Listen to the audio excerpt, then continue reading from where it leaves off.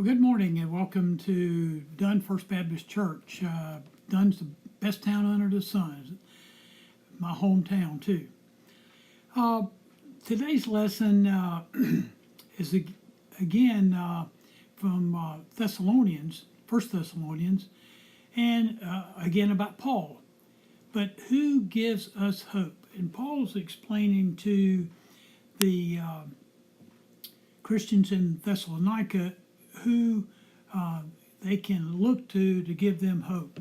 Hopelessness is the prevailing attitude in our day.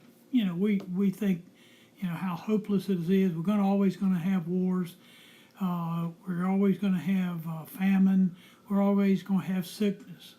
It stirs up strife in the inner city. It generates inhumane treatment in underdeveloped countries. It triggers suicide in people of all ages. Hopelessness is, as a famous Methodist minister, Charles Allen, once suggested, the most profane word in the English language. Hopelessness. Just think about it. Perhaps the greatest contribution Christians can make to society today is to be distributors of hope to those ones that feel everything is hopeless. Our primary responsibility is not to make moral proclamations to the world, strongly affirming what we stand for and diligently attacking what we stand against. Nor is it our primary responsibility to force others to be or believe something. Our primary responsibility as Christians is to share with the world the hope that is ours in Jesus Christ and can be theirs too. What can we do in a world permeated with hopelessness? We can share a pathway that will take people from the profanity of hopelessness to the perfunctory of hope. What is the source of this hope? In this week's lesson, Paul again identifies two sources of hope: the fellowship around us and the future before us. So the things that are right now and the things we can look for in the future. Because of Paul's quick exit from Thessalonica, you remember that? Well, maybe not remember that from last week's, depending on who the presenter was. But in our lesson in the men's fellowship class, we talked about how people were, pushing Paul away. There was some obviously receiving him, but many were not, especially the Pharisees. He no longer had direct contact with the new believers there. Nevertheless, he worries about their welfare.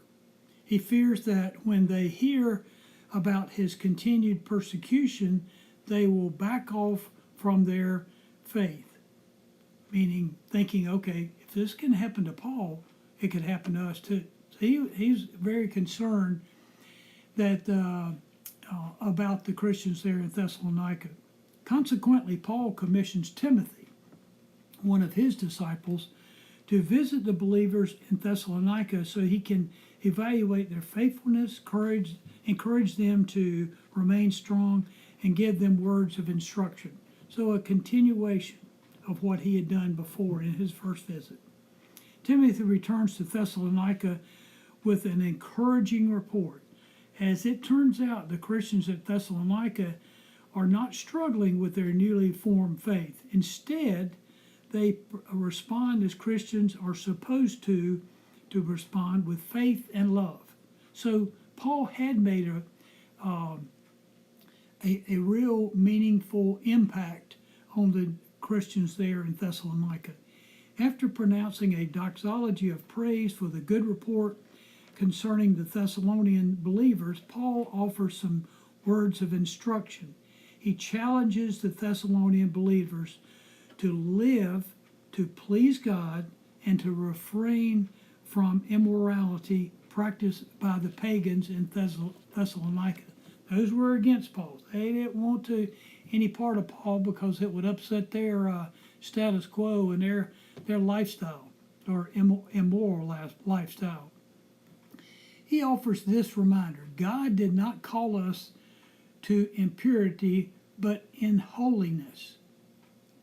And didn't tell us to do bad, told us to do good. At this point, Paul identifies two sources of hope that will sustain them in their faith as they face the daily challenges and temptation that arise in their pagan city. They know they're going to get persecuted. He knows that they're going to get pushback, but here he's given them instructions how to withstand that. He focuses first on the fellowship they share with other believers. Since that unparalleled night before his death when Jesus told the disciples, "By this everyone will know that you are my disciples, if you have love for one another." Christianity and love have been connected. Therefore, Paul does not surprise us when he turns his attention to the love of brothers and sisters. He admits that he does not need to say much about the matter to the Christians in Thessalonica because they pulled together after his departure. Why does he need to inform them about his love for brothers and sisters? To begin with, Paul asserts, you yourselves have been taught by God to love one another. Excuse me. What does that mean? We find the answer in the preceding verses when Paul mentions the Holy Spirit. On his final night with the disciples, Jesus promised them that the Holy Spirit would come to all believers and teach you everything and remind you of all that I have said to you. We have the Holy Spirit in us, not just empowering us to do God's will, but also instructing us about what God's will is. So he was giving them a true talent, each one of the disciples. The Holy Spirit is our resident theologian who reminds us continually of all the things Jesus said when he was on earth. Paul does not need to teach the Thessalonians about love for the brothers and sisters because the Holy Spirit who lives within them reminds them of that truth every day. So they really were true believers because they continued it after Paul had left. Now Timothy is there. They're going to continue it after Timothy leaves. We find another reason Paul does not need to remind the Thessalonians about the importance of loving one another. He acknowledges that they demonstrate that love. Paul writes, and in fact, you do love all the brothers and sisters throughout Macedonia, not just Thessalonica, but throughout the area.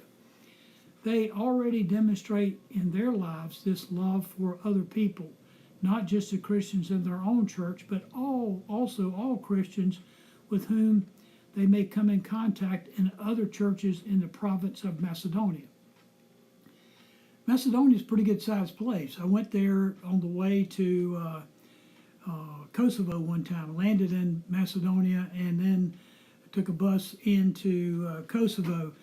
Huge lands, very mountainous in some parts and very flat in other parts. So but it's on a major trading route, and that's why the Christians in Thessalonica wanted to make sure throughout this trades area that people knew Christ.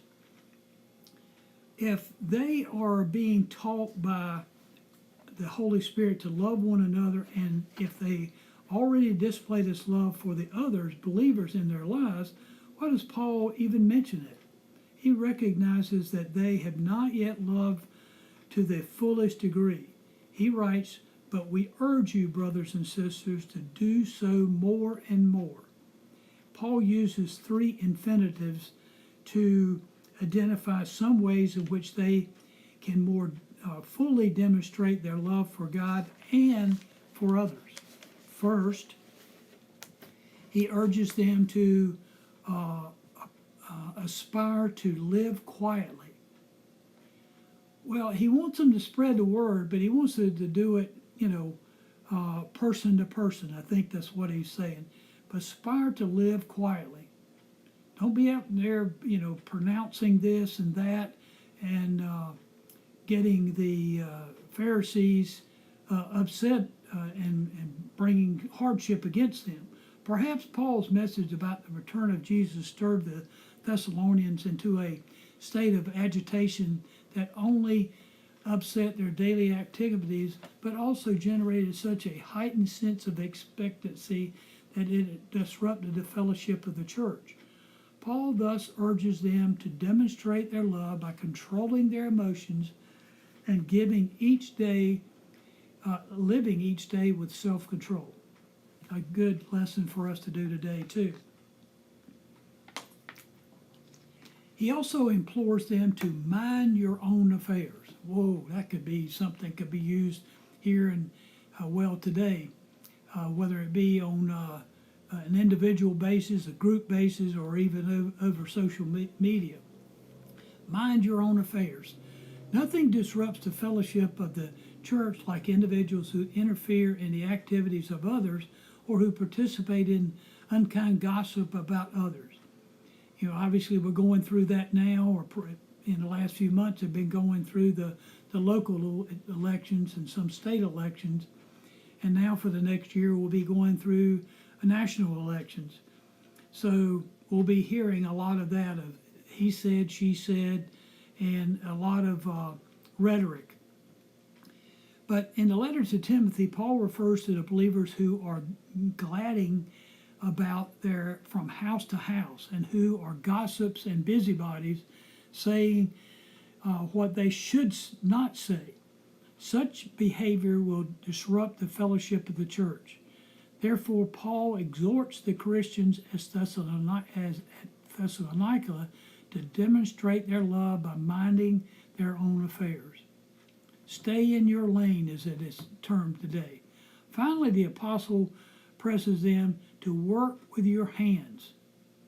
Well, that's pretty much a tradesman type mentality, because a lot of people did that day. But perhaps Paul's talk about the imminent return of Christ inspired some of the new believers to quit work and even just sit around waiting for this event to occur. We've heard that on the news. It's going to be the end of the world and such a date and such a year. Well, hadn't happened yet, but people collectively went to a location somewhere and sat there and waited. That's what Paul's telling them not to do here. Don't just sit around and wait for the second coming of Christ, because nobody knows when it's going to be. It's sure shaping up to be with all the things we've got going on in the Middle East right now. But we don't know, so we need to continue living and loving our lives as much as we can. Paul challenges the Christians in Thessalonica to demonstrate their love by continuing to engage in their everyday work. Spread the word through your work. You'll meet people, like I said, in this area, there's a lot of trade happening. So you would see people coming in and passing through that didn't know God, and it was time to a chance for them to opportunity to engage them. What is the source of our hope as Christians? We are part of a loving fellowship that encourages us in our faith. The fellowship around us engages and energizes us with this message of hope. We are not alone, and that's a great feeling to know that we're not alone, regardless of how hopelessness our situation might be. In the final part of our text, Paul, and this again coming from 1 Thessalonians chapter 4, Paul identifies yet another source of hope in our lives: the future before us. The future before us. Well, that's a little oxymoron, because you're talking about the future, but before us is right now.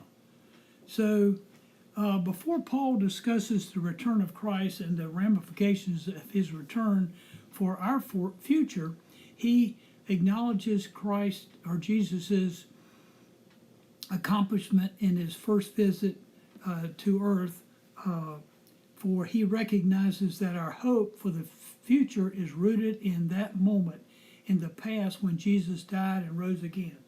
Just 5 words, and yet those 5 words, death is forever changed.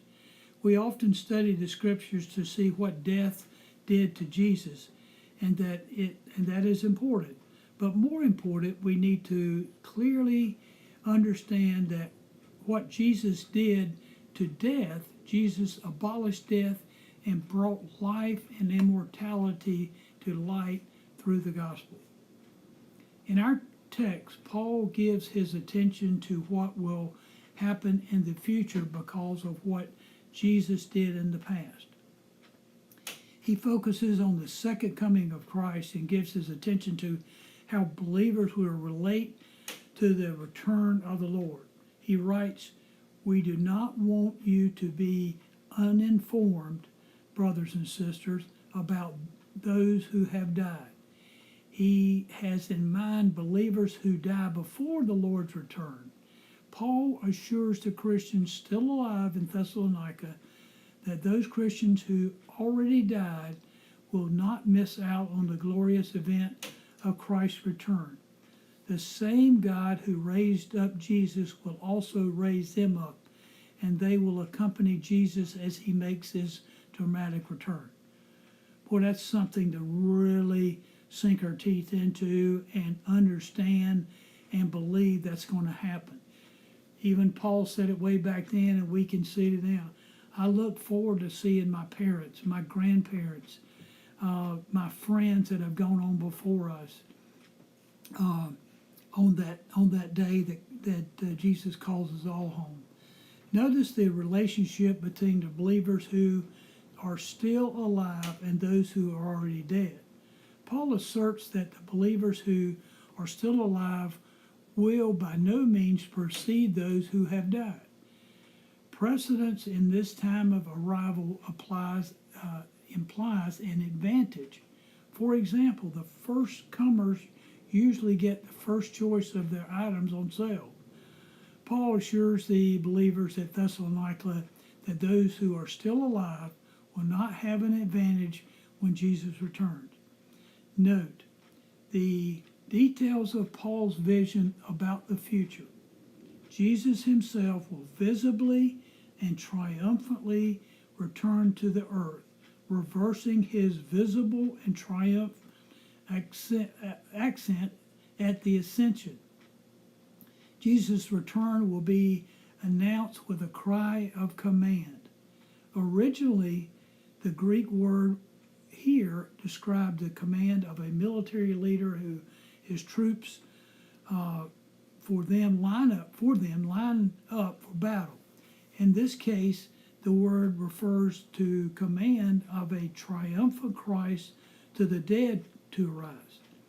The command of the Lord will be joined by the archangel's call and the sound of God's trumpet. The sound of God's trumpet was for Israel a signal of God's deliverance, just like it will be for us. We see examples of this use of the trumpet in Zechariah, when the trumpet signals the arrival of the Lord Almighty who will shield the people. The announced purpose of this triumphal return of Christ is to gather all believers to himself. To join him will be those who have already died. They will rise to meet him in the air. They will be joined by the believers who are still alive. So collectively, we'll all go together, it sounds like. They too will ascend to meet him in the air. Well, that sounds like a great assembly that I would want to be at and are planning to be at. Paul ends the description of this future event with assuring promise. Now he's explaining to them, we don't know when that's going to be. And that's why he's explaining to the ones that are still alive, or that are alive, that the ones that have gone before them will be just as secure in that meeting of God or meeting of Christ when he comes again. Paul ends the description of this future event with assuring the promise. And so we will be with the Lord forever. That is why the Thessalonian Christians do not have to grieve in the same way as those who have no hope. With the return of Christ, they will begin a new chapter of life that is better than anything they have experienced before and that will last forever. What is the source of our hope as Christians? Paul promises a future in which our death will transform into life and which we will live forever. The future before us energizes us with a message of hope. God is not done with us yet. I sure hope so. I tell my wife all the time, I'm a work in progress. Paul concludes our text with this challenge. Therefore, encourage one another with these words. We hope you've enjoyed this Sunday school lesson from First Baptist Church here in Dunn, and will continue to worship with us at the 11 o'clock hour on this same radio station. Thank you for joining us, and have a great Sunday.